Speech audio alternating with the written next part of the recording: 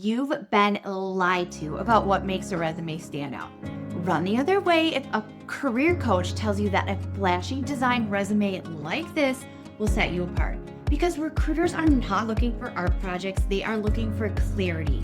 And if your resume does not make it immediately obvious why you are the right candidate, you are getting skipped. So today I'm breaking down the most common resume advice that sounds good, but is actually costing you interviews. Hi, I'm Kate Kirshner, career strategist, job search nerd, and your career bestie. And I've spent the last 20 years helping job seekers actually get interviews. So let's get into it.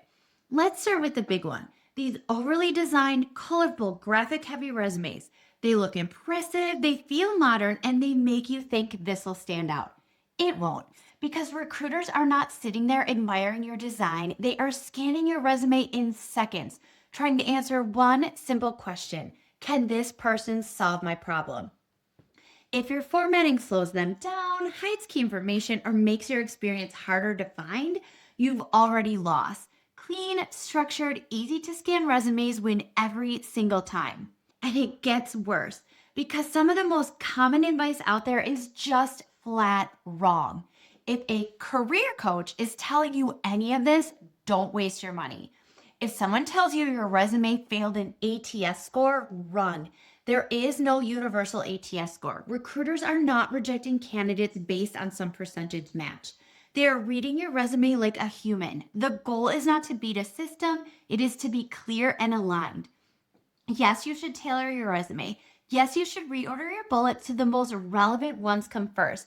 Yes, you should mirror language from the job description, but do it naturally, not by stuffing keywords everywhere just to try and score higher.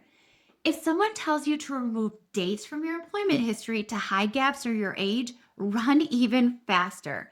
It is okay to leave dates off education if it was decades ago, but never leave dates off your work history. Employers want to see the month and the year, and nothing raises a red flag faster than missing information. The second a recruiter sees missing dates, they start wondering what you're hiding, and now you've lost trust before they've even read your experience. If someone tells you to only include the last 10 years of experience, that can also be wrong. If it's relevant, it belongs. But here's how you do it strategically. Your most recent experience should be detailed and take up the most space, while older, still relevant experience can go into an additional experience section. So you keep the value without taking up the prime real estate. You can list the company, job title, and key skills, technology, certifications, or industry expertise gained from that role. For example, Amazon Customer Service Representative, Zendesk, CRM systems, multi-channel support, SLA adherence. Now, let's talk about soft skills.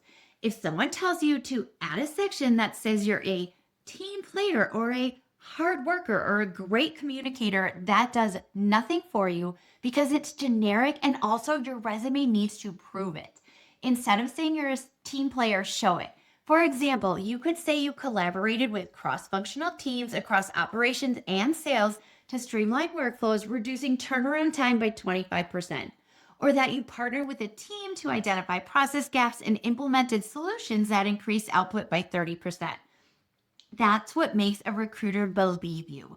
And if someone tells you to dump all your achievements into one little box somewhere on your resume, that's not how recruiters read. They scan. Your impact should be built into each role, not separated from it. Every position should clearly show what you did, how you did it, and the positive results because of it. So if all that advice is wrong, what actually works? Good resume strategy, it's not about tricks, it's not about gaming some system, and it's not about looking different. It is about clarity.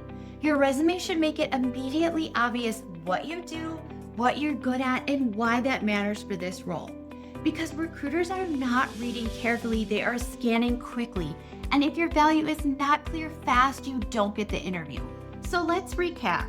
Over-designed resumes, stressing out ATS scores, removing dates, cutting everything older than 10 years, listing soft skills, and dumping achievements into one section, that's all noise. If your resume isn't getting interviews, it's not because you don't have the experience, it's because your value isn't clear fast enough. And that's exactly what I fixed. You can check out my scene guide. I'm going to link it below. And if you want real, no BS career advice that actually works, Make sure to like and subscribe. Your career bestie has got you, and you can also visit me at KirshnerCareers.com.